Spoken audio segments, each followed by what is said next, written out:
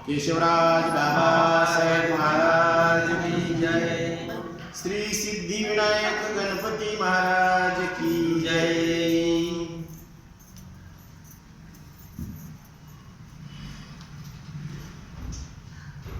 आज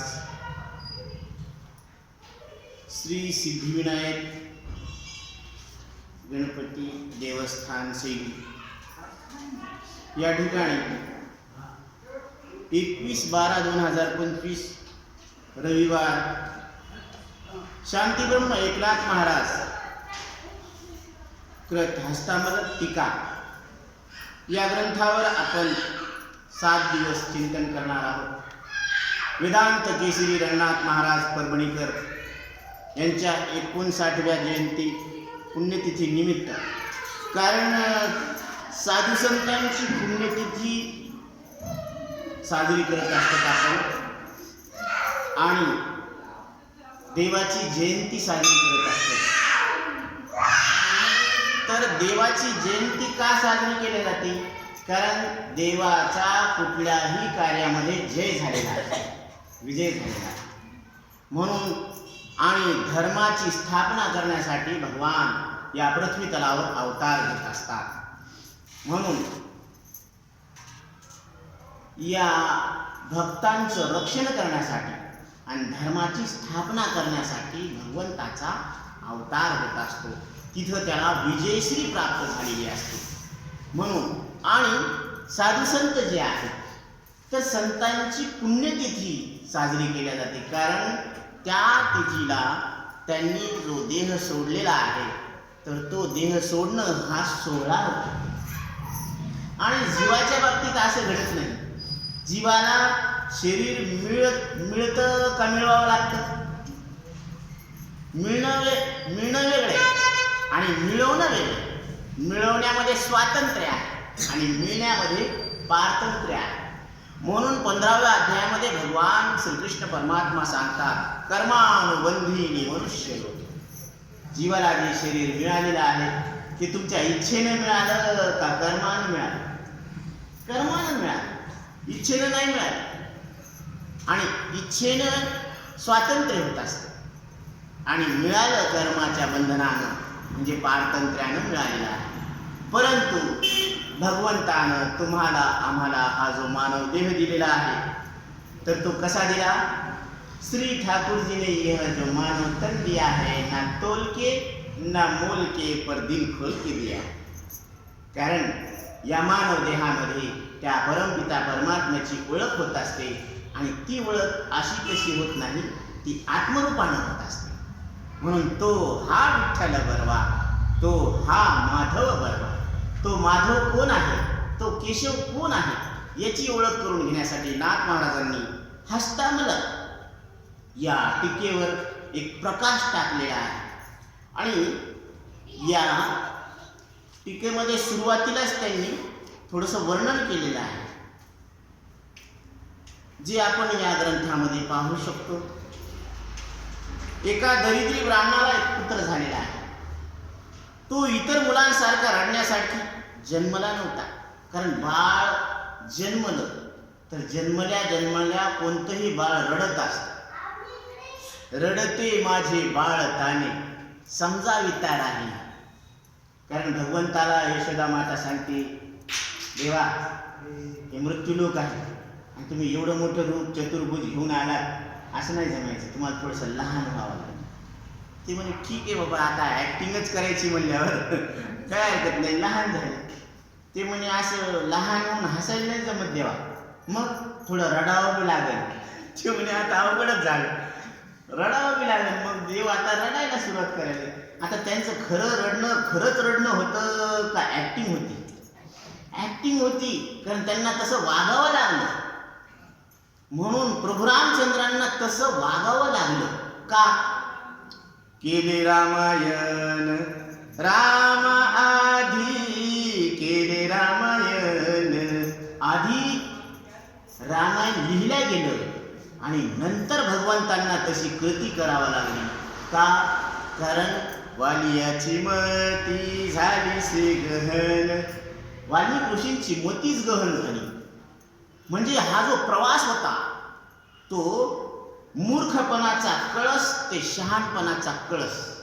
म्हणजे वाटमारी होते ना वाऱ्यापुळी महर्षी वाल्मिक ऋषी हा जो प्रवास त्यांनी केला ते कुठल्या शाळेत गेले नाही, कॉलेजमध्ये नाही, कुठली डिग्री नाही, फक्त नामाच्या बळा. म्हणून हरिनामामृत सेवी सावकाश मोक्ष त्याचे भूस दृष्टीपुढे.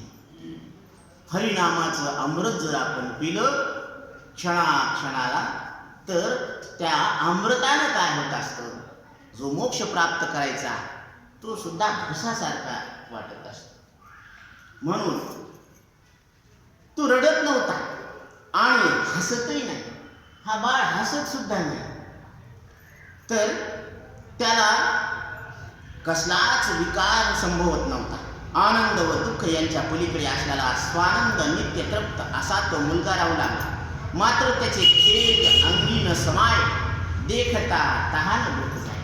परंतु त्याच्या शरीरावर जी अंगकांती होती, तेज होतं, ते पाहिल्यानंतर पाहणाऱ्याची तहान भूक निघून जायची, असं तेज होतं. असे लोक विलक्षण तेज होते. मानुष सुलभ अशी कोणतीही लीला तो मुलगा करीना, म्हणून त्याचे प्रपंच वश आईबाप मनातून फार फार कष्टी झाले. आता कसं असतं, लेकरू म्हणलं की ते रडत असतं, हसत असतं, बोलत असतं. त्याला भूक लागल्यानंतर ते दूध पित असतं. त्याला एखादी मुंगी चावली, मुंगळा चावला तर ते रडत असतं, चरफडत असतं आहे ना. पण हे बाळ तसं काहीच करत नाही, म्हणून आई वडील सुद्धा परेशान झाले. तो 8 वर्षाचा झाला म्हणून त्याच्या बापाने त्याची मोठ्या आशेने मुंज केली. आता त्यांच्या वडिलांनी 8 वर्षाचं झाल्यानंतर मुंज हा एक संस्कार असतो. 16 संस्कारापैकी एक संस्कार आहे. जो संस्कार केल्यानंतर गायत्री मंत्राचा उच्चार करावा लागतो आणि गायत्री मंत्राचा उच्चार केल्यानंतर त्या बालकाला ब्राह्मणत्व सिद्ध होत असतं. असा एक संस्कार आहे. परंतु मुखातून गायत्री मंत्रही तो मुलगा म्हणत नव्हता, म्हणून बापाने त्याला घरातून बाहेर घालून दिले. आता ते गायत्री मंत्राचा उच्चार करत नाही म्हणून वडिलांनी काय केलं, त्याला घरातून बाहेर केलं. त्याबद्दलही त्याला कसलीच खंत नाही, खेद नाही, उलट आनंद आहे. अशी ही आत्मस्थिती, असा हा आत्मक्रीड आत्मरत नित्य तृप्त मुलगा ज्या गावात राहत होता त्या गावातील इतरांची आमंत्रणे सोडून श्रीमद आद्य शंकराचार्य नेमके त्या ब्राह्मणाच्या घरी आले. नेमकं जगद्गुरु शंकराचार्य त्या बालकाच्या घरी आले. श्री शंकराचार्य म्हणजे साक्षात चालते बोलते ज्ञानच आहे. कारण महादेवाचा अवतार कशासाठी झाला की द्वैतमत खंडन करून अद्वैत मताची स्थापना करण्यासाठी श्री शंकराचार्यांचा अवतार महादेवानं स्वतः घेतलेला आहे. गुरुकृपेच्या वैभवाने स्वनाम धन्य झालेल्या श्री शंकराचार्यांनी ती तेज पुण्य मूर्ती पाहताच मात्र तो मुलगा बोलू लागला. कसा बोलू लागला, साचा आणि मवाळ मितले आणि रसाळ शब्द जैसे कल्लोळ अमृताचे असे मधुस्रावी शब्द बोलू लागला. श्री शंकराचार्यांनी व त्याची द्रष्टाद्रष्ट होताच परस्परांनी, कारण कसं असतं, संत होण्यासाठी संतच व्हावं लागतं, संत कळण्यासाठी संत व्हावं लागतं. कारण ते म्हणतात ना की पाण्यात मासा राहतो, आता ते झोपत कसा असेल बघ, तिथे जावे त्याच्या वंशात तेव्हा ते तिथं जावं लागतं, मग कळतं की ते झोप कसा घेतो. तसं संत कसे असतात हे कळून घेण्यासाठी त्यांच्या भूमिकेवर जावं लागतं, म्हणजे संतच व्हावं लागतं. नाहीतर आपण तीर्थयात्रेला जातो, सगळी व्यवस्था करतो आपण, पण अवस्था बदलत नाही. व्यवस्था लावत बसावं का अवस्था सुद्धा बदलली. कारण आज आपण जे 7 दिवसाचं हे कार्यक्रम आयोजित केलेला आहे, इथं व्यवस्था केलेली आहे संस्थांनी, तर व्यवस्था सर्व करतात, पण ही व्यवस्था केल्यानंतर आपल्या चित्ताची अवस्था सुद्धा बदलायला पाहिजे. आणि ही अवस्था बदलणार, 100% बदलणार, ही गॅरंटी आहे नाथ बाबाची. म्हणून आपण बी सांगायला काही हरकत नाही. गॅरंटेड काम आहे. मुखी नाम हाती मोक्ष ऐशी साक्ष बहुतांची. म्हणून यांच्या मुखातून कोमल आवाज निघाला आणि आचार्यांनी त्यांना विचारलं. काय विचारलं? तू कैचा कोणाचा, कुठील कोण, काय नाम कोण वर्ण, तुझे कुठून आला गमन, तुझं कुठून गमन झालेलं आहे, पुढारे गमन तुझे कुठे, तुझं नाव काय आहे, तू कोणाचा आहे, तू कुठला आहे, तुझा वर्ण कोणता आहे, तू कुठून आला आणि तू कुठं जाणार. असे 1 2 3 4 5 6 7 प्रश्न विचारले आचार्यांनी. पौर्णिमेच्या पूर्ण शीतल पूर्ण चंद्राला पाहून सागराला होणारा आनंद भरतीच्या रूपाने किनारा ओलांडू लागतो. भरती येत असते सागराला आणि तो किनारा ओलांडू लागतो. अगदी तशीच आचार्यांच्या प्रश्नाने त्या ज्ञान धन सागराची अवस्था होऊन गेली. त्या मुलाच्या दृष्टीने आजवर मौन पाळणेच तिष्ठ. आतापर्यंत 8 वर्ष त्या बाळानं मौन पाळलेलं, परंतु आचार्यांच्या प्रश्नानं त्यानं आपलं अखंड मौन तोडलं. आता इतर जणांनी केलेली वाचाळता किती निरर्थक होती याचा प्रत्यय त्याने मौन सोडताच त्यांना आल्यामुळे ते सामान्य जन मात्र अवाक झाले.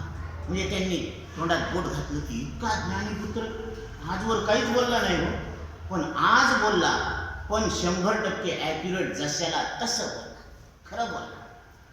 आणि हे नाथ महाराज वर्णन करतात. नाहं मनुष्यो न च देव यक्षो न ब्राह्मण न क्षत्रिय न वैश्या न शूद्रा न ब्रह्मचारी न ग्रही वनस्थो भिक्षुर्न चाहं निजबोधरूपा भिक्षुर्न चाहं निजबोधरूपा. असे त्याने आचार्यांनी तात्काळ उत्तर दिले. आचार्यांचे हे मूळ 14 श्लोक प्रसिद्ध आहेत. ह्या हस्तामलक रूपानं 14 श्लोकाची रचना नाथ महाराजांनी केलेली आहे. त्या 14 श्लोकावर नाथांनी 674 ओव्यांचे भाष्य लिहून ठेवलेले. हे जे भाष्य आहे ना, ते 674 ओव्यामध्ये केलेले आहे. आपले हृदयीचे गुह्य ज्ञानच सामान्यांसाठी उपलब्ध करून दिलेले आहे. तुम्हाला आम्हाला संस्कृत भाषा येत नाही, परंतु मराठी भाषेमध्ये तेच ज्ञान करून देण्यासाठी नाथ महाराजांनी 674 ओव्या खर्च केलेला आहे. हा मुलाला तळ हातावरच्या आवळ्यासारखे ज्ञान. ह्या जो मुलगा आहे हस्तामलक, त्याला तळ हातावर आवळा जसा प्रत्यक्ष आहे तसं ज्ञान. म्हणजे नाथ महाराज सांगतात की करतळी आवळे तैसा भाव बळे आकळे इरवी नाकळे करतळी आवळे तैसा हरी. तर अशी म्हणून त्याला हस्तामलक असे नाव दिलेलं आहे. आचार्यांच्या प्रश्नाला उत्तर देताना तो दरवेळी सनित्योपलब्धी स्वरूपोह महात्मा असे म्हणत असे. स्वतःच्या देहातीत अवस्थेचे त्याने केलेले मूळ वर्णन थोडक्यात असे असले तरी श्रीनाथांची वाणी मात्र त्या आत्मारामाचे वर्णन करण्यात अतिशय पल्लवित झालेली दिसून येते. सूर्य जसा एकच असून अनेक क्रिया करूनही तो अलिप्त आहे, तद्वतच मी निर्मल आहे, असंग आहे, अलिप्त आहे. जीव व शिव हे आभासात्मक असून त्याला पाप व पुण्य यांचा स्पर्शही नाही. जगातील ज्ञान काय आणि अज्ञान काय आत्म्याला कधीच बाधक होऊ शकत नाही. हाच विषय नाथांनी अत्यंत प्रभावीपणे या ग्रंथातून मांडलेला आहे. सुलभ दृष्टांत देऊन हा क्लिष्ट विषय अतिशय सोपा केलेला आहे. श्रीनाथांनी खालीलप्रमाणे स्पष्टीकरण केलेले आहे. आता ह्या 5 ओव्यामध्ये थोडंसं स्पष्टीकरण केलं. या ग्रंथाचा मूळ गाभा काय आहे, आपण काय ऐकायला लागलो, ही भूमिका आपल्याला लक्षात यायला पाहिजे. हस्तामलक शब्दाचा अर्थ हस्त म्हणजे हात, तळहात, आणि आमलक म्हणजे तळहातावर ठेवलेला आवळा. आता हा डोळ्यांना आपल्याला दिसतो ना, मग डोळ्यानं आवळा जितका प्रत्यक्ष आहे ना तितकाच देव आपल्याला प्रत्यक्ष आहे. आणि तो देव दुसरा तिसरा कोणी नसून ते तुमचं आमचं सगळ्यांचं वास्तविक स्वरूप आहे आणि ते एक आहे. सर्वाघटी राम देहादेहिक सूर्यप्रकाशक सहस्त्र रश्मी. या ग्रंथ श्रवणाचे भरपूर फायदे आहेत. हे फायदे आपण नंतर घेणार आहोत. त्याचं दृष्टफल काय आहे? त्यातलं एक सांगतो की आपल्या अंतःकरणामध्ये जी इच्छा असेल, कोणत्याही क्षेत्रामध्ये असेल, कुठल्याही क्षेत्रातील इच्छा असू द्या, त्याला वयाची कुठलीच अट नाही, ती इच्छा पूर्ण होते. हे दृष्टफल आहे या ग्रंथाचं श्रवण करण्याचं. म्हणून नाथ महाराज सांगतात, जग भासे जे सकळ तो जगदात्माची निष्कळ. म्हणजे तो केवळ जगत आत्मा आहे. जे काही अनुभवाला यायला लागले ते काय आहे? एक परमात्मा आहे. ऐसा निश्चय ज्याचा प्रबळ मुक्त केवळ तो एक. असा ज्याचा पक्का निश्चय आहे तोच मुक्त आहे. जो विषय सेवनी समाधिस्थ, जो विषयाचं सेवन करताना सुद्धा समाधिस्थ आहे, तो स्वये अतीत बंध मोक्षासी. त्याला बंध आणि मोक्ष चिटकत नाही. आकाश नामाखे काजळ. आकाशाला काजळ लावता येतं का? आता डोळ्याला काजळ लावता येतं, पण आकाशाला कुठून लावा? नाही ना. आत्मान माखे मोह मिळणे. तसा आत्मा मोहाच्या मळानं माखल्या जात नाही, तो भरत नाही. आकाश न जळे अग्नी ज्वाळे. आकाश अग्नीनं जळत नाही. आत्मा क्रोधाने संतापिन. तसं क्रोधाच्या अग्नीमध्ये आत्मा जळत नाही. गोड मऊ आणि शुभ्र. पहा, साखर गोड आहे, मऊ आहे आणि पांढरी शुभ्र आहे. हे तीन लक्षणे ना. त्रिविध लावी एक साखर, तेवी सच्चिदानंद साचार. वस्तू एकाक्षरे एकत्वे. तसं सत चित आणि आनंद हे एकाच आत्म्याला तीन नावं आलेले आहेत, पण वस्तू किती आहे? एक आहे. म्हणून सत्यम शिवम सुंदर. शिव सत्य आहे, सत्य सुंदर आहे, आणि जे सुंदर आहे तेच शिव आहे. म्हणून आपल्याला मानव देहामध्ये शव सोडून शिवत्वाकडे जायचं आणि ते शिवस्वरूप ओळखायचे. म्हणून या ग्रंथाला आरंभ झालेला आहे. आणि आरंभ करण्यापूर्वी आपण थोडीशी त्याची पूर्व काय घेतलेली आहे, भूमिका घेतलेली आहे. आता नाथ महाराज श्री गणेशाला वंदन करतात, शारदा मातेला वंदन करतात, कुलदेवतेला वंदन करतात आणि जगदंबा वंदन करतात. श्री गणेशाय नमः. श्री कृष्ण परमात्मने नमः. जी वस्तू प्रतिपाद्य, जे अनादित्वे जगद्वाद्य, जे वंद्या हे परमवंद्य, तो वंदिला श्री सिद्ध विनायक. आणि योगायोगानं आपल्या आराध्य देवतेचं नाव सुद्धा सिद्धिविनायक आहे, की जे विनायक आहेत पण सिद्धी प्राप्त करून देणारे आहे. आणि ही कोणती सिद्धी प्राप्त करून देतात? आत्मसिद्धी प्राप्त करून देतात. ही नैष्कर्म्य सिद्धी आहे. म्हणजे कुठलंही काही वाचिक मानसिक कर्म न करता ही सिद्ध प्रत्येकाच्या ठिकाणी उपलब्ध आहे. आता आपल्याला जर कुठलंही कार्य करायचं असलं तर हातपाय हलवावे लागते, पण इथं तसं नाही आहे. आता तुम्हाला जे मिळणार आहे ना ते कधीच मिळालेले नाही, आणि हे मिळवण्यासाठी तुम्हाला मांडी मोडण्याची आवश्यकता नाही. पहा, असं कुठं फल आहे का? तपासून पहा तुम्ही तुमचं, ज्याचं त्याने तपासून पहा. की साधं आपल्याला पाणी प्यायचं असलं तर माठाकडे जावं लागतं, ते झाकण उचलावं लागतं, मग त्याच्यात ते ग्लास बुडवायचा आणि मग पाणी प्यायचं. एवढे कष्ट तर लागते, कारण हे आता सोपं आहे, पण म्हातारपणी लय अवघड आहे. बरं, लेकराला म्हणावं ना पाणी द्या ना बाळा, ते लेकरं ऐकत नाही.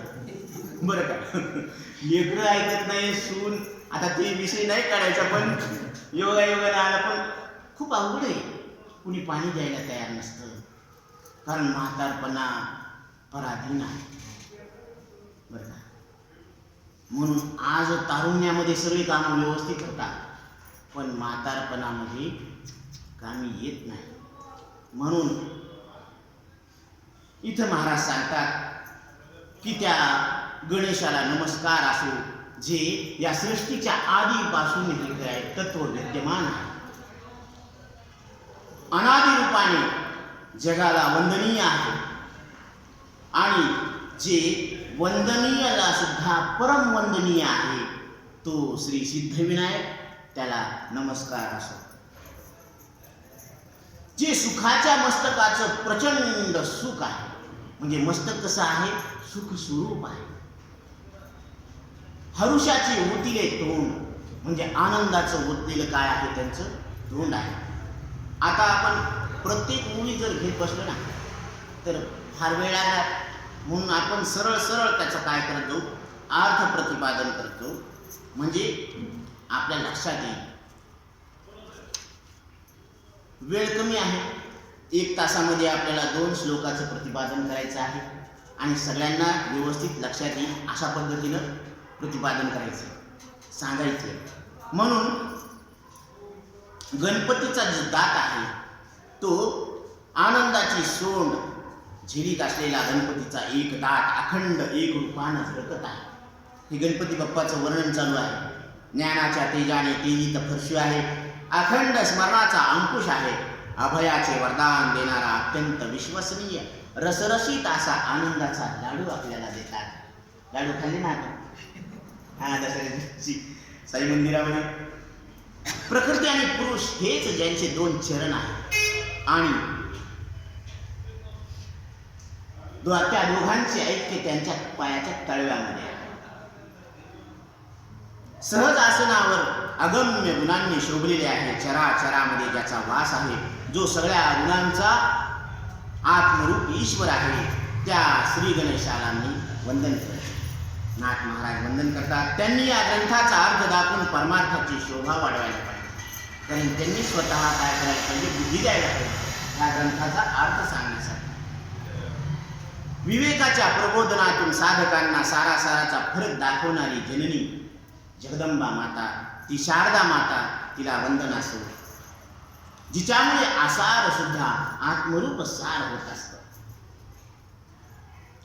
शुक्लांबर सुवासी चिदंबर झळके कासेसी, चिद्रत्नेसी विहरणसी तये परमहंसी आरूढ, स्वर वर्ण शब्दात विना वेदार्थाची पोथी जाणा, तुझी कृपादृष्टीचा पाना सबाह्य कविजना निवविसी. वाच्य वाचक वचन वाग्देवता झाली आपण, तिचे नमस्कारिता चरण ज्ञान विज्ञान प्रकाशेश्वरी. तुमच्या कृपादृष्टीचा पाना कविजनांना अंतर्बाह्य शांत करत असतो. यासाठी आपण वाणीची देवता झाली. तिच्या चरणांना नमस्कार करताच ज्ञानासहित विलक्षण विज्ञान आपोआप स्वतः प्रकाशित होत असतं. निशब्द असलेल्या स्वरूपाचे वर्णन शब्दाने ही वाग्देवता अक्षरातून अक्षराचा अर्थ स्पष्ट करून देत असते आणि साधकाला परमार्थामध्ये नेहमी सहायता करत असते. एकनाथ महाराज आता एकवीरा नावाच्या कुळदेवतेला वंदन करतात. एकवीरा देवी माहित आहे सगळ्यांना. चांदन चांदन झाली रात, एकविरेची पाहत होते वाट. आता लक्षात आलं एकवीरा देवी. त्या एकवीरा देवीला वंदन करतात. तिच्याच नावाने मी ही कविता लिहित आहे. ही जी कविता लिहायला होत ना आम्ही, तर ही तिच्या नावानं लिहिल्या चालली.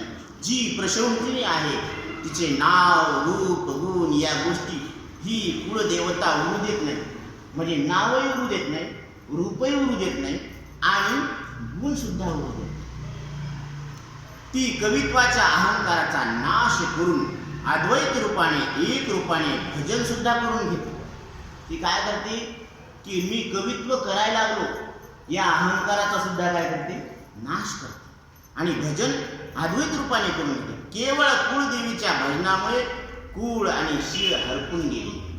केवळ एक विरेच्या भजनानं याती कुळ माझे गेले हरपोनी. कुळच हरपून गेलं हो. इथं जात आणि गोत कुठं राहिलं मग. जात वित्त गोत कुळ शीळ मात, भजे का त्वरित भावना युक्त. म्हणजे इथं जात गोत वित्त सगळं काय होऊन जातं, हरपून जात असतं. अशा भज्य भजनाचे मूळ केले निर्मूळ मुळांवये. याप्रमाणे एकनाथ महाराज म्हणतात, जगदंबा माता निज भक्ताला अद्वैत देते, अर्थातून स्वार्थ आणि स्वार्थातून परमार्थ. यामध्ये आपल्याला एक जरी मुद्दा लक्षात आला तर आपला या ओवीतल्या अर्थातून स्वार्थ साधल्या जातो आणि त्या स्वार्थातून परमार्थ साधल्या जातो. म्हणजे दोन्ही गोष्टी व्हायल्यात ना. हे 2 सूत्र ध्यानात ठेवा.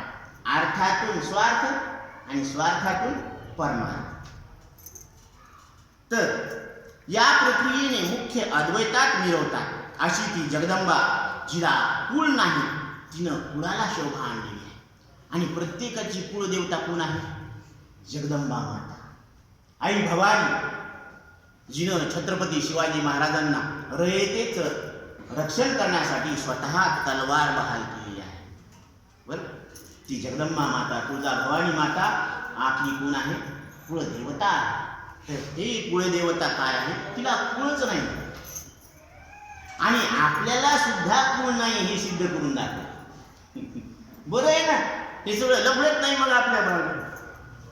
म्हणून त्या मातेला ग्रंथाच्या आरंभी वंदन करतो. सदाबहार कवी रूपी वृक्षाचे जी जीवन आहे, कवीचं जीवन कोण आहे? ही जगदंबा माता आहे. आता संत वंदन आणि संतांची महिमा. संतांना सुद्धा वंदन करावं लागलं. आता वंदू निज संत सज्जन, जे दीन दयाळ जातक गण, ज्यासी जन वन विजन समसमान समत्वे. आता आत्मरूप सज्जनांना वंदन करू, जे दिनावर दया करणारे आहे. ज्याला वाटतं आपलं कोणी नाही, माय काय करावं, कुठं जावं, कोण आपल्याला सहारा देईल, कोण आधार देईल, त्यांनी इकडे यावं नाथ महाराज. कारण नाथ महाराज त्यांचा काय आहे? आधार आहे. ते आपल्याला आधार देतात की, कारण हे चिंतन ऐकल्यावर तुम्हाला अजून एक फायदा सांगतो. हे चिंतन ऐकल्यावर आपल्या जीवनामध्ये किती जरी प्रतिकूल परिस्थिती असली तरी तो डगमगत नाही, जीवनाला असं बेजार होऊन टाकून देत नाही. त्या अवस्थेत सुद्धा तो धीर धरून राहतो. हे धीर देण्याचं काम हे वचन करतात. म्हणून ज्यांना जन वन आणि निर्जन या सर्वावर समान समत्व आहे, त्यांच्या ठिकाणी भेदबुद्धी नाहीये. हे लहान आहे, हे मोठं आहे असं नाही. सर्व समान समता हेच त्या संतांचे भांडवल आहे. त्यांचं भांडवल काय? मुंगी आणि राव आम्हा सारिकाची. जगद्गुरु तुकोबारायांकडे छत्रपती शिवाजी महाराजांनी नजराणा पाठवला, परंतु तुकोबारायांनी त्याचा स्वीकार केला नाही. त्यांनी सांगितलं की तुम्ही राजे आहात, परंतु आम्हाला मुंगी सुद्धा तितकीच श्रेष्ठ आहे जितका राजा श्रेष्ठ आहे. म्हणजे दोघांची कशी आहे? दृष्टी सारखी आहे. म्हणून ते त्यांनी सांगितलं, समबुद्धी घेता समान श्रीहरी, शमदमावरी हरी झाला. आता गुरुवर्य बापूराव महाराज परतूरकर नेहमी एक दृष्टांत सांगायचे. वेदांत केसरी रंगनाथ महाराज परभणीकर यांच्याकडं कलेक्टरला जायचं होतं भेटायला, आणि त्यांचे मित्र वकील होते. ते म्हणे चला ना महाराजांना भेटू. ते म्हणे नको बाबा, काही बोलते म्हणे भस्कन बोलते, ते काही नाही म्हणे सर खरंच बोलते. बरं, एक दिवस मन करून ते दोघं गेले. आता ते म्हणले तिथे काही बोलू नका बरं का, फक्त दर्शन घेऊन निघून येऊ. तर ते आता येणे गपचूप बसावं तिथं. तर ते गुरुजी समोर काय म्हणाले, हे 7 जिल्ह्याचे अधिकारी, कलेक्टर म्हणजे 7 जिल्ह्याचे अधिकारी. ते म्हणजे माहिती आहे, हे वरच्याचे लाटा खातात आणि खालच्याला लाटा मारते. कशाला म्हणावं तिथं, फक्त दर्शन घ्यायचं निघून यायचं. हो, तिथे मी मग गुरुजीचं म्हणजे ताबडतोब बोलायचं, समोर बोलायचं. ते असा त्याचा अपमान झाला. म्हणून तिथं आपली हुशारी चालवायची नाही. तनु मनू जीवे चरणाशी लागावे, अगरवता करावे दास्य सगळं. म्हणून संतांना शरण जायला पाहिजे. संतांना शरण गेलं की ते आपोआप आपलं काय करते, काम पूर्ण करते. आपली नौका, ही जी नौका आहे ना, कारण समुद्र मंथन करताना काय केलेलं आहे, हा समुद्र कोणता आहे? हा भवसागर आहे. आणि ह्या भवसागरामध्ये दोरी कोणती आहे? रवी. मंथन करायचं, मंथोनी नवनीता तैसे घे अनंता, वाया व्यर्थ कथा सांडी मार्ग.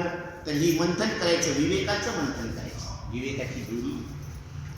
तर सर्व समान समानता हे त्या संतांचे भांडवल आहे. ते भांडवल ज्याला मिळाले त्याला परब्रह्माचे आकलन, हे भांडवल आपल्याला मिळायला पाहिजे. आणि ही इथं मिळणार, जिथे संतांची कृपा होते तिथे परमानंद प्रगट होतात. म्हणून संतांची आपल्यावर कृपा आहे आणि आपल्याला सुद्धा त्या आनंदाचा अनुभव येणार आहे.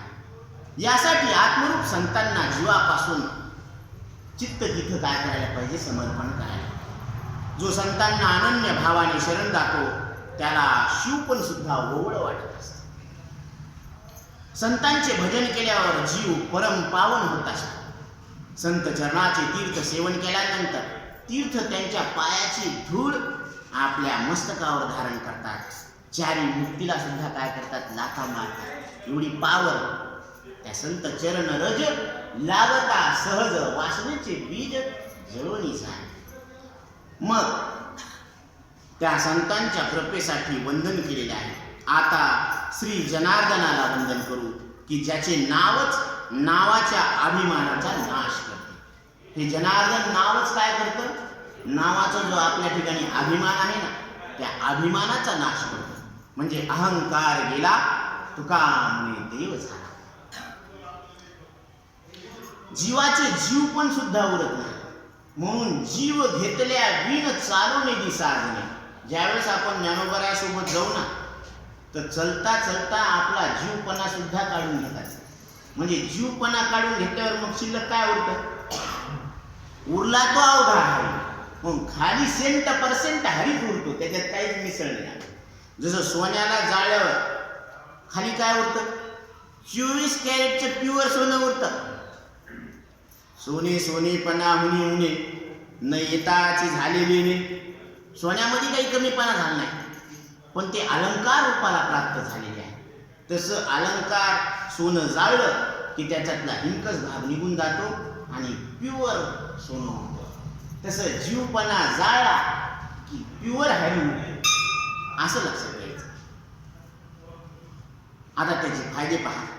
सद्भावनेने त्यांची आठवण केल्यावर, केवळ स्मरण केल्यावर आठवची बोलवण होते. काम क्रोध सुद्धा जनार्दन नामाच्या स्मरणाने नष्ट होतात. जनार्दन नामाचं स्मरण केल्यानंतर काम क्रोध सुद्धा काय होतात, जळून जातात. हा फायदा आहे.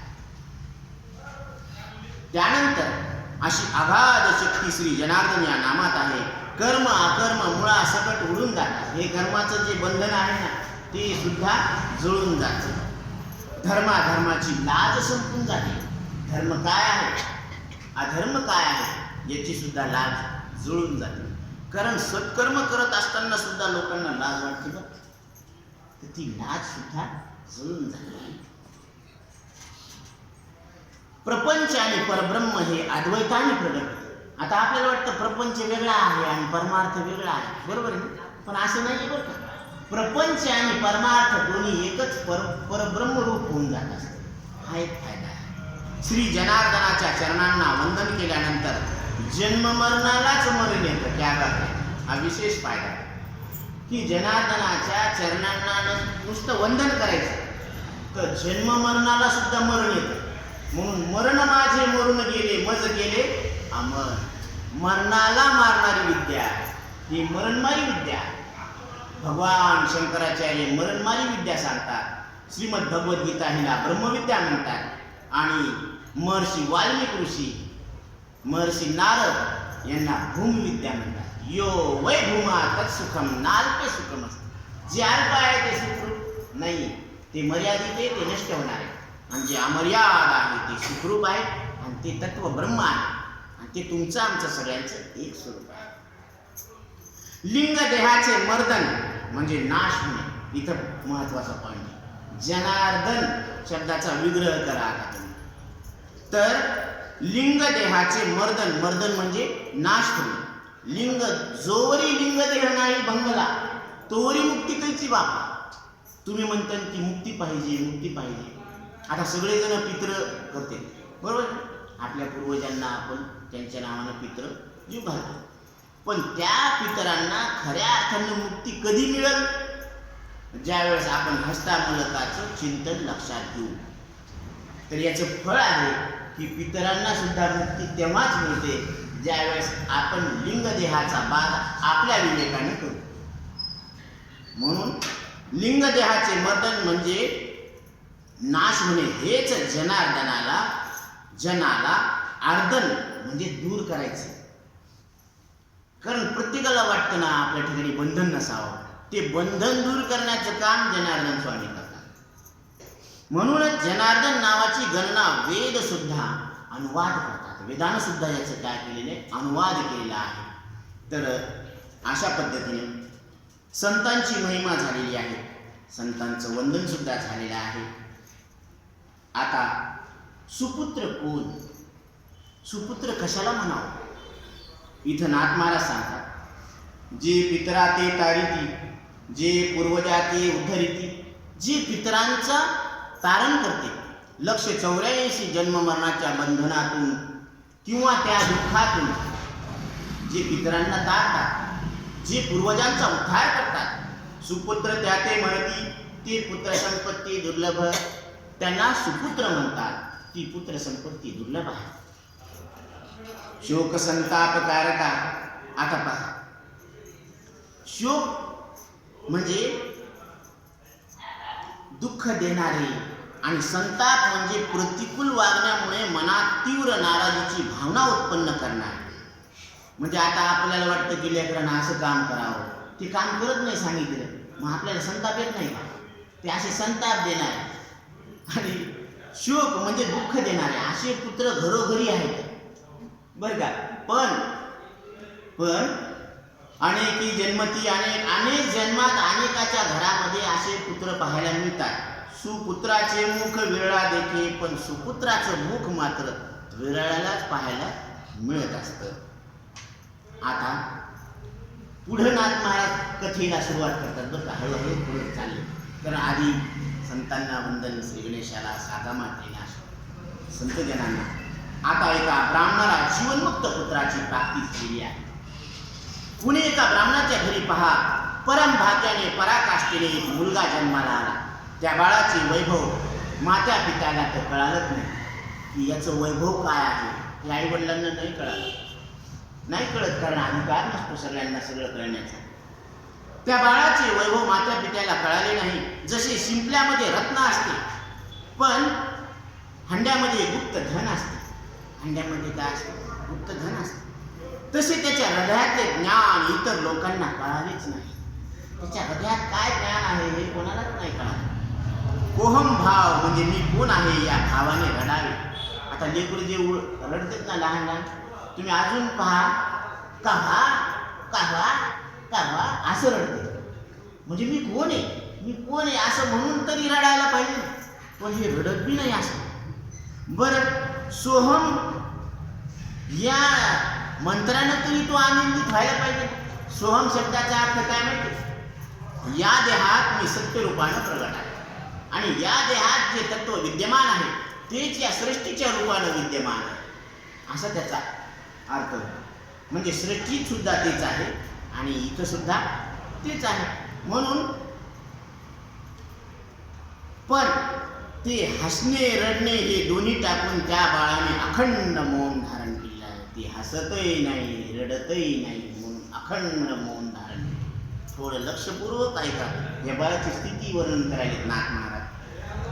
तर जो जन्मल्यावर म्हणतो की माझा जन्मच झाला, आता त्याचा जन्म झाला ना, पण तो काय म्हणतो? माझा जन्म झाला नाही असं तो पाहिजे. त्याला रडकेपणा सुद्धा नाही. मग तिथे मी कोण आहे म्हणून कोण टाव फोडणार बरं? मग असं कोण म्हणेल की मी कोण आहे कोणाचा आहे? ते काहीच बोलणार नाही, ते काही बोलतच नव्हतं. हा बाळ रडत नाही म्हणून लोक तिथे जमा झाले, कारण त्याला लक्षात येईल ना की नेमकं काय आहे पाहिजे.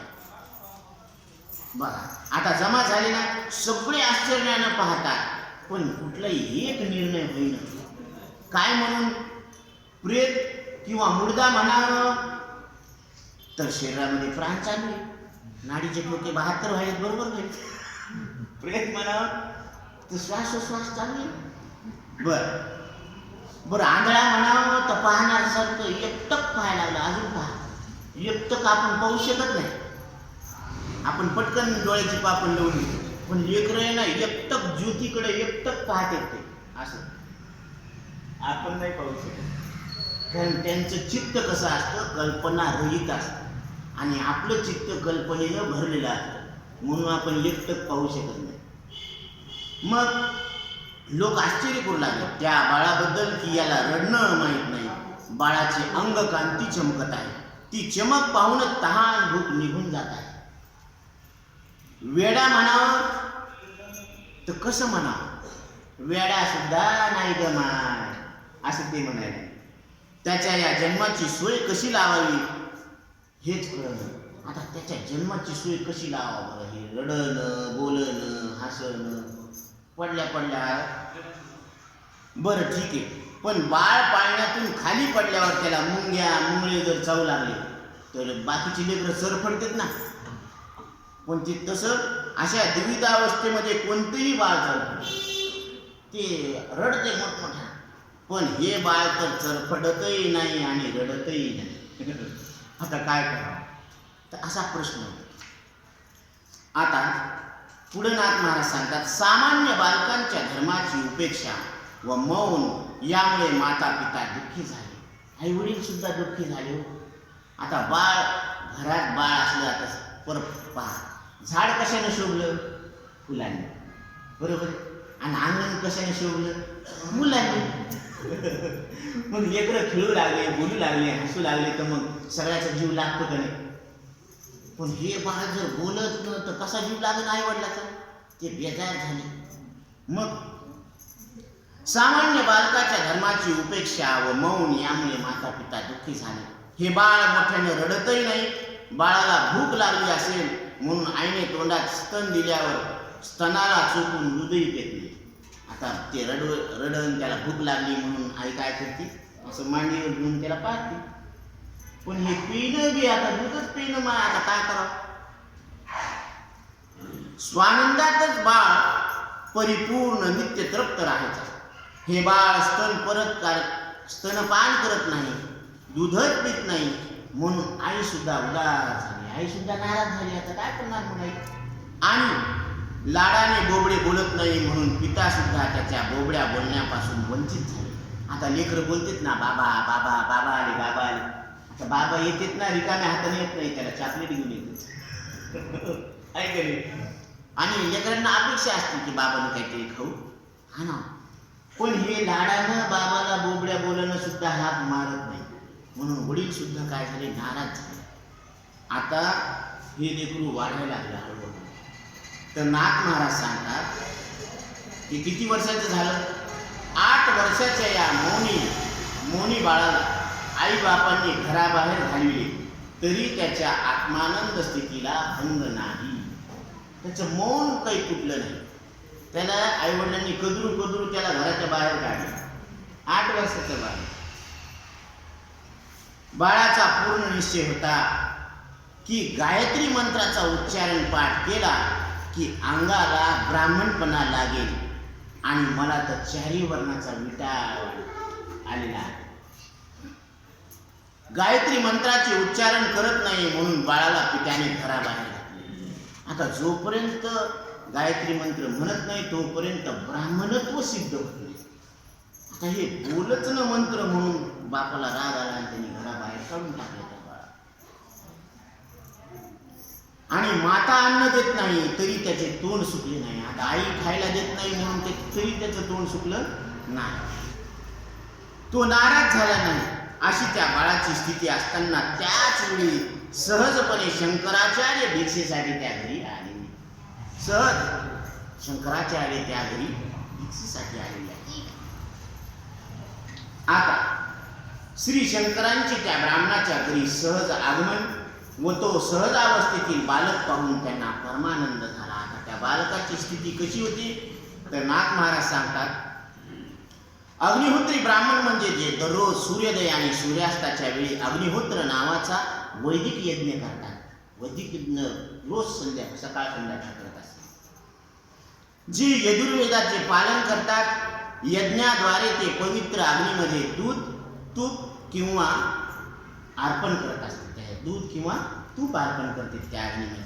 हे जिजोतिया ब्राह्मण या समाजातील एक नाव आहे, ज्याच्यामध्ये पराशर ऋषी आहे, अत्री ऋषी आहे, वत्स ऋषी आहे आणि वशिष्ठ या गोत्रांचा समावेश होतो.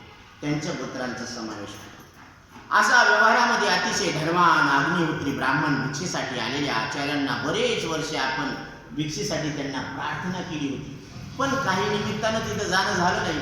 पण आज अकस्मात अचानक त्यांचं सहजच आगमन झालं आणि बाळाजवळ आल्यावर त्याची आत्मस्थिती पाहून आचार्यांना संतोष झाला. त्याचे चिन्ह पाहून त्याच्या हृदयातील ज्ञान जाणून शंकराचार्य प्रसन्न झाले, स्वतः संतोषाने सुखमय झाले. बाळाला दृष्टीने पाहताच आचार्यांना कोटी आनंद झाला. त्याच्या परमानंदाच्या गोष्टी ऐकण्यासाठी आचार्यांनी आदरानं प्रश्न केलेला आहे. आता शंकराचार्य आणि हस्तामूलक याच्यामध्ये संवाद चालू झालेला आहे. त्यांनी प्रेमानं त्या बाळाला प्रश्न विचारलेला आहे.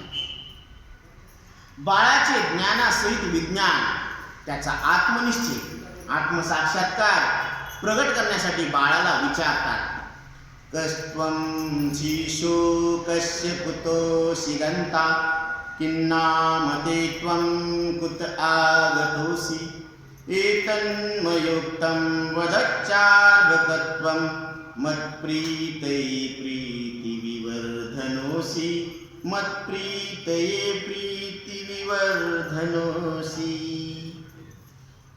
पहिल्या श्लोकामध्ये बाळाला प्रश्न करण्यात आलेला आहे.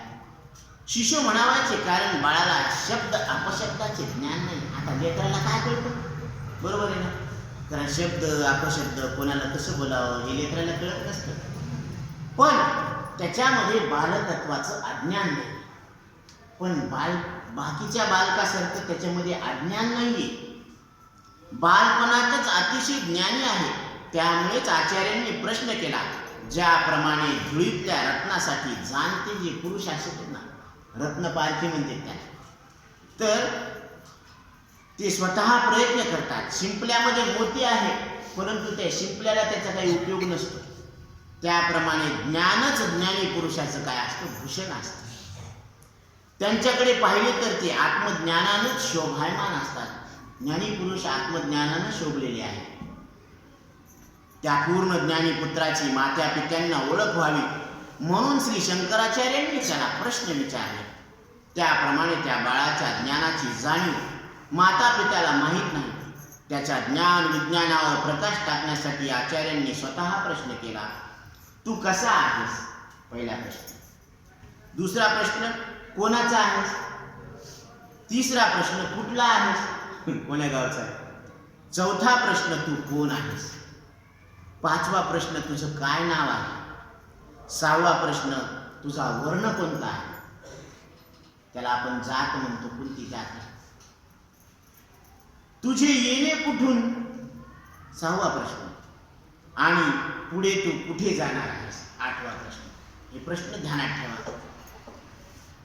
माझ्या प्रेमळ प्रश्नांना प्रेमाने परिपूर्ण उत्तर देऊन प्रेमाने मला पूर्ण सुख होईल तसे वचन मला बोला. मी प्रेमानं तुम्हाला प्रश्न केलेला आहे. तुम्ही प्रेमानं त्याचं उत्तर द्यावं आणि असं उत्तर द्यावं की माझं मन सुद्धा प्रेमानं प्रसन्न व्हावं. नाही तर आपण एकमेकाला जो संवाद करतो ना, त्या संवादामध्ये एकाला दुःख होतं आणि एकाला राग येतो. हे उलट व्हायला लागलं. संवाद कुठत नाही. घराघरामध्ये क्लेश आहेत, भांडण आहे. बापाचं लेकाचं जमत नाही, नवरा बायकोचं जमत नाही, माय लेकराचं जमत नाही. भांड्याला भांड हे मोठं असो की लहान असो, म्हणजे घरोघर तीच परी, न सांगेन तीच बरी. असंच आहे ना. म्हणून असं आहे. परंतु साधू संतांच्या घरी मात्र असं नाही. यांचं बोलणं सुद्धा कसं आहे? एकदम समर्पक बोलणं आहे आणि त्या बोलण्यानं प्रत्येकाला समाधान मिळेल असं बोलणं आहे. म्हणून हे समर्पक बोलणं असं तुम्ही मला बोला. कारण प्रेमानं प्रेम वाढत असतं. कारण ज्ञानोबरायांनी जी आपल्याला ज्ञानेश्वरी सांगितलेली आहे ना, तर ही प्रेमानं सांगितलेली आहे. आईच्या हृदयातलं प्रेम आहे की जसं श्रीमद भगवद्गीता म्हणजे काय आहे? भगवंतानं गायलेलं आपलं गीत आहे. जीवाचं रडणं थांबण्यासाठी, जसं आई बाळाचं रडणं थांबण्यासाठी काय करते? अंगाई गीत गात असते. निंबोनीच्या झाडामागे चंद्र लोपला ग बाई, आज माझ्या पाडसाला झोप का ग येत नाही. बरोबर? आई अंगाई गीत गाते. तसं भगवान श्रीकृष्ण परमात्म्यानं तुमचं आमचं रडणं थांबण्यासाठी ही श्रीमद भगवद्गीता 700 श्लोकामध्ये संस्कृत भाषेमध्ये गायलेलं गीत आहे. मग भगवद्गीता कोणाचं गीत आहे? आपलं गीत आहे असं समजून ते त्याचं श्रवण करायला पाहिजे, त्याला म्हणायला पाहिजे, त्याला गायला पाहिजे, त्याचा अर्थ लक्षात घ्यायला पाहिजे. अजो नित्य शाश्वतो अयं पुराणो नायं हंती न हन्यमाने शरीरे. म्हणून ही गीता भगवंतानं गायलेलं आपलं गीत आहे. अध्यात्मविद्या म्हणजे काय आहे? मी बद्दलची व्यवस्थित माहिती म्हणजे अध्यात्मशास्त्र आहे. म्हणून प्रेमानं प्रेम वाढत आहे, पुढे पुढे माया प्रिय करावर वाढत असते. म्हणजे जे आपल्याला सगळ्यात जास्त आवडतं ना त्याला जर आपण प्रेमानं बोलू लागलो ना, प्रेमानं प्रेम वाढत वाढत वाढत जात असतं. असा आचार्यांचा प्रश्न ऐकून बाळाच्या आत्मज्ञानाला उजाळा भेटला. जसं आता आपल्या ठिकाणी घरामध्ये दागिने असतात. आता ते घरचे सांगतात आहो आता का कोणता सण यायला लागला? संक्रांतीचा सण आहे, जरा आपले दागिने तेवढे उजळून आणा, म्हणजे त्याला काय द्या? उजाळा द्या. तर तेच राहू द्या, दुसरे तयार करू नका, फक्त काय करा? उजळून आणा. तसं बाळाजवळ जी ठेव होती ना त्या ज्ञानाला उजाळा आला.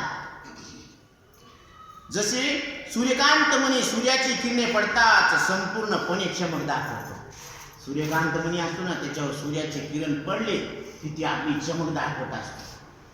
तसं पौर्णिमेचा पूर्ण चंद्र पाहिल्यावर समुद्र भरतीने खवळून उठतो. तसे आचार्यांचे आदरयुक्त प्रश्न ऐकून बाळाच्या ज्ञानाला अपार भरते भरून आले. वसंत ऋतूचे आगमन झाल्यावर कोकिळा आपले मौन सोडून मंजूळ स्वरामध्ये आळवत असते. तसे आचार्यांचे वचन ऐकून जन्मापासून धारण केलेले मौन त्या बाळाने सोडले. पावसाच्या सुरुवातीला आनंदाने मोर गर्जना करू करू नाचायला लागतो. तसं आचार्यांच्या प्रश्नांना उत्तर देण्यासाठी त्याप्रमाणे बाळाला पूर्ण रूपाने पूर्ण आनंद झालेला आहे. आता नाथ महाराज या कथेतला गाभा सांगतात. दक्षिण भारतातील श्रीवल्ली नावाच्या गावामध्ये प्रभाकर नावाचा एक विद्वान ब्राह्मण राहत होता. तळहातावर ठेवलेल्या आवळ्याप्रमाणे ज्याला निसंशय आत्मज्ञान झाले तो पुढे आचार्यांच्या 4 पट्ट शिष्यापैकी एक ते हस्तामलकाचार्य. आजवरचे मौन आचार्यांच्या प्रश्नामुळे त्या मुलाने सोडलेले आहे. ऐकूनी आचार्याचे वचन कर तळामळा प्रकाशी ज्ञान. तळ हातावर ठेवलेला आवळा जसा सहज पाहता येतो, सहज प्रत्यक्ष आहे ना तो आवळा, त्या मुलाने सांगितलेले ज्ञान तसे अतर्क्य आहे.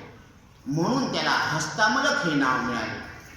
याला गीतेची अभिधान हस्तामलक जाणूया हे तू म्हणती. आता हस्तामलक सांगतात, काय सांगतात?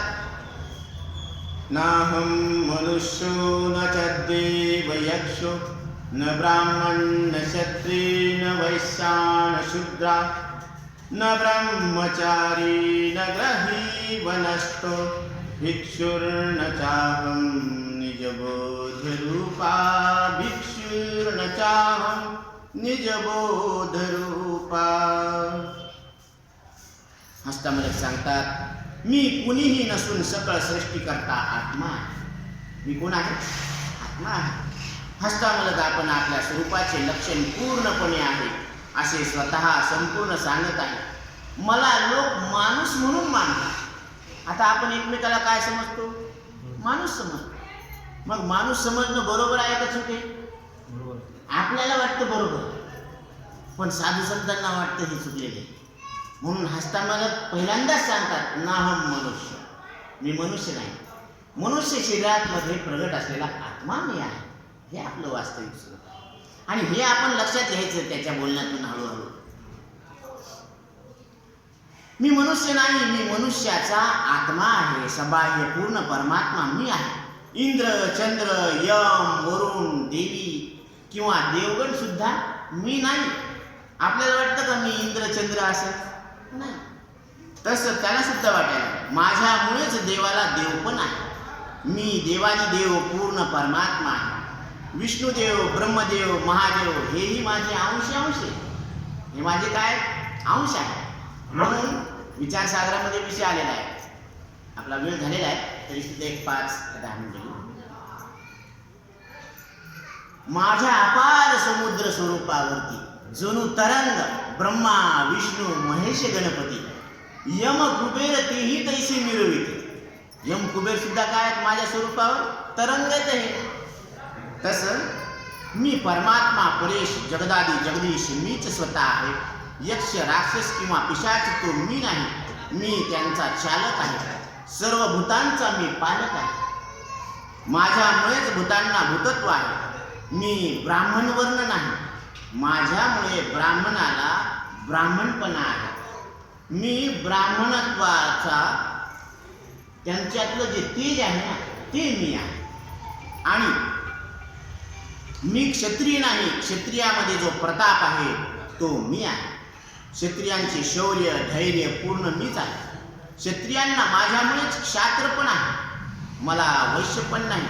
वैश्यांचे आत्मधन मी आहे. माझ्यामुळे वैश्याला वैश्य पण आहे. वैश्याचा खजिना जमापुंजी मी आहे.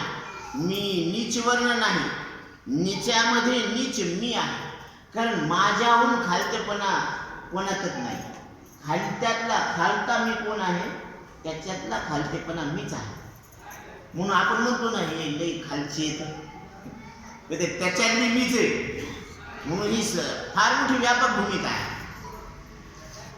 ज्याचे आत्मपरीक्षण केले असता स्त्रिया घेतात तो मी ब्रह्मचारी नाही. आता कोणकोणत्या महाराजांना ते स्त्रीस्पर्श वर्ग आहे बरोबर ते भेटत ते तर ते ब्रह्मचारी मी नाहीये. तर स्त्री पुरुष भोगून निष्ठावान स्त्री पुरुष भोगणारा निष्ठावान तो मी आहे. जसे भिंतीवर नवीन दाम्पत्य लिहिले. आता लग्नामध्ये असं ज्याच्या घरी कार्य असतं ना नवरा नवरीचं चित्र काढते भिंतीवर. पण ते नवरा नवरी नसतात. ते फक्त दिसायला असतात असायला वेगळेच असतात. तसं मी निष्ठावान ब्रह्मचारी आहे. शरीर घर पैसा बायको याच्यामध्ये आसक्त असा तसा ग्रहस्थ मी नाही. मी ग्रहस्थ आहे पण कसा आहे देह पैसा बायकोमध्ये अनासक्त असा ग्रहस्थ तो मी त्रैलोक्य रूपी घरामध्ये राहतो. माझं घर कोणतं आहे हे तिन्ही लोक हे माझे घर आहे. म्हणून माऊलीने एके ठिकाणी सांगितलेलं आहे हे विश्वची माझे घर ऐशी मती जयाची स्थिर किंबहुना चराचर आपणची झाला. चर सुद्धा मीच आहे आणि आचर सुद्धा मीच आहे. म्हणून वेदा नाही नाही कला अंत पार याचा कानडा राणा पंढरीचा कानडा राणा पंढरीचा. वेदांना सुद्धा याचा अर्थ कळलेला नाही. असा तो पंढरीश परमात्मा विटेवर उभा आहे आणि कटेवर हात आहे आणि ते तुमचं आमचं स्वरूप आहे. तो आपली वाट पाहत आहे की आपण त्याला कधी बोलवावं प्रेमानं हाक मारावं. आणि तो आपल्या हाकेवर येणारा देव आहे. म्हणून महाराज सांगतात इथे वनात राहणारा वानप्रस्थ तो मी नाही. माझ्यामुळे जन वन प्रशस्त आहे. वनवासी हे माझ्या भावाभावामुळे विश्रांत आहे. वेदाने भिकाला लावले तसा मी संन्यासी नाहीये. घरोघर भिक्षा मागणारा संन्यासी मी नाहीये. मी कसा आहे आता फार महत्वाचा मुद्दा आहे ध्यानात घ्या. न जळता मी सर्व कर्माला जाळले आहे.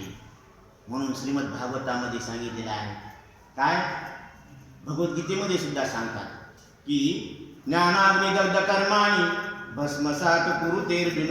ह्या ज्ञानाच्या अग्नीमध्ये सगळे कर्म प्रारब्ध क्रियमान आणि संचित हे सगळं जुळून जातं. तर असा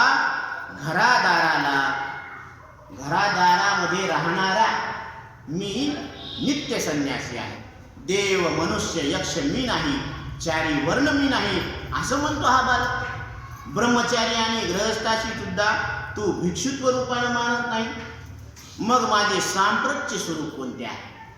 तर हे गुरुराया इतकेही नसून मला जाणा, याच्यात मी कुणीच नाही तरी सुद्धा मला जाणा. कसं तर तुम्ही म्हणतात तू इथे कोणता कसा, तर त्याही स्वरूपाचे संपूर्ण लक्षण ऐका. शुद्ध बुद्ध नित्य मुक्त चैतन्य स्वरूप एक सदोदित आत्मानंदात आनंदाने भरलेला तो मी इथे आत्मबोधाने युक्त आहे. मी कसा आहे? आत्मबोधाने युक्त असा आहे. मग जर तू आत्मबोधाने युक्त आहे तर त्याच्या आत्मबोधाचे संपूर्ण लक्षण विस्तारपूर्वक सांगावे असे आचार्यांचे मनोगत आहे. आता आचार्यांचं मनोगत काय आहे की तुम्ही आत्मबोधाने युक्त जर आहात तर त्याचे लक्षण आम्हाला सांगा. आता त्याचेच लक्षण पुढच्या श्लोकामध्ये सांगणार आहे, कारण दररोज आपल्याला 2 श्लोकाचं चिंतन घ्यायचं आहे आणि सगळ्यांना समजून अशा पद्धतीने आपण घेणार आहोत. फक्त 2 मुद्दे राहिलेले आहेत, तेवढे आपण घेऊन टाकू. 5 मिनिटं वाटली चालेल. श्री एकनाथांची श्रोत्यांना प्रार्थना. एकनाथ महाराज श्रोत्यांना ऐकणाऱ्यांना प्रार्थना करतात. श्रोते हो, त्या मनोगताची महिमा पहा. अति गुह्य ब्रह्मज्ञानासाठी श्री जनार्दन सखा सहायता करण्यास आले आणि हे आपल्याला कळून देण्यासाठी जनार्दन स्वामी स्वतः सहायता करायला आलेले आहेत. आणि एकाएकी ग्रंथार्थ पूर्ण झाला आणि एकाएकी अचानक ग्रंथाचा अर्थ पूर्ण झाला. कारण जे ऐकणारे आहेत त्यांना सगळं लक्षात येऊ लागलं की आपण काय ऐकलं.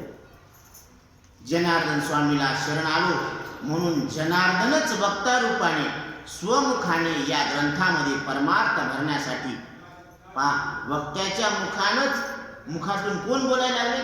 श्री जनार्दन स्वामीच बोलायला लागले. मुखातून बोलवून घेत आहेत तेच बोलून घ्यायला लागले. जनार्दनांनी मोठे आश्चर्य केले. नावाला अभंग ठेवलं. पहा, जनार्दन हे नाव कसं आहे? अभंग आहे. पण शेवटी नाम रूपाचाही भंग केला. नामरूप काय केलं? त्याचा भंग. कारण नाम आणि रूप हे कोणाचे? तर मायेचे. आणि आस्ती भाती प्रिय कोणाचे? हे आपले. म्हणून आता एक जोडपं होतं, त्यांनी दिवसभर कष्ट केले आणि 5 लाडू केले. पण आता प्रश्न पडला, त्याच्यात वाद निर्माण झाला. मी मोठा आहे, मी 3 खाणार, तू लहान आहे, माझ्यापेक्षा तू 2 खा. ती म्हणली सगळं करण्यामध्ये मी लई मेहनत झाली, मी 3 खाणार, तुम्ही 2 खा. तुम्ही नुसतं आणून दिलं तर ते जे भांडण लागले. ती म्हणे एक काम करू म्हणे, जे आधी बोलन का ती 2 खा, बरोबर ना? मग ती म्हणे ठीक आहे. आता हे दुपार झाली, सकाळची दुपार झाली, मग दुपारची संध्याकाळ झाली, हे झोपी गेले. आता झोपी गेले ते, आता भूक लागली तरी ती सहन करून झोपी गेले. सकाळ झाली तरी उठलं. ती म्हणे आपण जर उठले तर आपल्याला 2 खायला. मग ती परत झोपली. लोक म्हणाले 10 वाजले तरी हे उठले नाही, गेले काय? आवाज तरी आवाज येईन, कारण बोलले की 2 खावं. मग ते आवाज येत ते लोकायला वाटलं हे आता त्यांनी आणलं सगळं सामान बघायला रचलं तरी कुणीच बोललं काय. माय बरोबर एक लाडू सुद्धा ना. तिने मग तिथं गेले. ती म्हणे आता अग्नी टाकल्या, सगळी तयारी. आता ते प्रोसेस पूर्ण करावं लागेल. अर्धवट सोडता येत नाही, बाकी सगळे सोडता येतात का. आता ती पळायला लागलं थोडं थोडं, तर हिला चटकी लागायलेत ना. आता ती म्हणे काय हरकत नाही, तुम्ही 3 खा, मी 2 खा. आता हे न्यायला आलेले 5 जण होते. ते म्हणे हे मेले भूत झाले, पळा म्हणे इथून. बरोबर. तर असा वाद झाला होता त्यांचा. तर ती म्हणे इथं ते काय केला, भंग केला. कारण 2 कोणाचे? मायेचे. ते कसे? खोटे. नामरूप मिथ्या आहे आणि सच्चिदानंद हे मात्र काय आहे? सत्य आहे. ते तुमचं आमचं सगळ्यांचं स्वरूप आहे. म्हणून अक्षर मात्र अभंग केलेले. हे अक्षर कसे? ह्याच्यात काही कमी करता येत नाही, जास्त करता येत नाही. अभंग अक्षर. म्हणून आता अवधानाचं महत्व सांगतात. 1 मिनिटात घेऊन टाकू. जसं नवऱ्या वाचून बायकोचे जीवन व्यर्थ आहे, तशी श्रोत्या वाचून कथा आहे. श्रोता उद्विग्न किंवा बेचैन झाल्यावर ग्रंथातील गोडीचा भंग होतो. म्हणून इथं आपण बसलो ना, नाथ महाराज काय सांगायला लागले हे ऐकण्यामध्ये पूर्ण लक्ष घालायला पाहिजे. जर आपलं घरी दूध ठेवलं होतं पण त्याच्यावर झाकण ठेवलं की नाही, मग ते अर्ध लक्ष तिकडे ना अर्ध इथं असते. म्हणून तसं होऊ नये. तर जशी नपुसकाच्या हातात पद्मिनी दिली, तशी श्रोत्या वाचून कथेची हानी होते. लक्ष देणे हेच कथेचं काय आहे, जीवन आहे. म्हणून लक्ष देणं हीच पात्रता आहे. लक्षा वाचून कथा कोरडीच आहे. श्रोत्यांनी लक्ष नाही दिले तर ते केवळ दगड आहे. कथेशी अवधानाचे पेहे तेने विनते बाळसे जाय. केवळ रोडे जली ठाये ते पावल्या होय दोंदिक. दोंदिक होती पद्य पदार्थ अक्षरी उधळे अक्षरार्ध. कथेशी ओसंडे परमार्थ जैसा धरे संत परिसती. संत म्हणजे केवळ चालते बोलते ब्रह्माची मूर्ती आहे, ब्रह्मच आहे. ते त्यांच्या आत्मस्वरूपावर नित्य जागेच असतात. त्यांना सुद्धा मी मुख्य रूपाने विनंती केली, सावधान. अर्थ पहा. आता संतांना सावधान करणं म्हणजे आपला अधिकार नाही आहे तेवढा. संतांमुळे आपण ज्ञान संपन्न आहे. त्यांना मी सावधान व्हायला सांगत आहे. हा माझा फार मोठा उद्धटपणा आहे, मला पूर्णपणे क्षमा करावी. नाथ महाराजांचं बोलणं. सज्जनांनी माझ्यावर कृपा केली आणि ते आनंदित झाले. तुला सर्व भूतामध्ये जनार्दनाचाच अनुभव असताना तिथे परिहार समस्या सोडून स्वतःला वेगळे का समजतो? जनार्दनच स्वतः जन आहे. जन नोहे अवघा जनार्दन. म्हणून हे ज्ञानाचे आत्मज्ञान एका जनार्दना शरण आल्यानंतर सगळे संत आनंदाने पुढील कथेचं निरूपण हे 12 श्लोकाचे व्याख्यान म्हणजे करतळामळकाचे म्हणजे हस्तामलकाचे शुद्ध ज्ञान हे सावधानपूर्वक लक्ष देऊन ऐका. कारण आता इथून पुढे जी कथा आहे त्याच्यामध्ये थोडा माल मसाला भरलेला आहे. कारण इथं निरस होऊन नाही सांगणार, थोडं आपल्या अनुभवाचं येणार आहे. हसत खेळत आपण या ग्रंथाचं चिंतन करणार आहोत. आपल्याला संस्थांना 7 दिवसाची सूट दिलेली आहे. 7 दिवस आपण हे चिंतन करू शकतो. म्हणून सगळ्यांनी प्रेमानं आदरानं या ग्रंथाची उडी चाखा. कारण ब्रह्मरस घेई काढा पेने पिढा वारेल. आपल्याला योगायोगानं योग आलेला आहे. तर तुम्ही आम्ही मिळून हसत खेळत या ग्रंथाचं चिंतन करू. राहिलेला विषय आपण उद्या घेऊ. पुंडलिका वरदे हरी विठ्ठल श्री ज्ञानदेव भगवान की जय. मौली ज्ञानेश्वर महाराज की जय. शांती ब्रह्म एकनाथ महाराज की जय. आता विश्वात्मकी देवी हे भाग्यवती पुरुषावी पुरुषोनी मद द्यावे पसाय रामे. एकरांची व्यंकटी सांडो दया सत्कर्मी रती वाढो. होता परस्परे दृढो मैत्र जीवांचे दुरितांचे तिमिर जावो. विश्वस्व धर्म सूर्य पावो. जो देवांची कृती लावो प्राणीजात वर्षत मंडळी.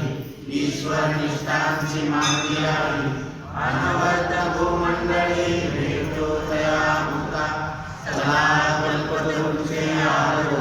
चेतना चिंतामणीचे गाव बोलती जय अर्णव विदुषांचे.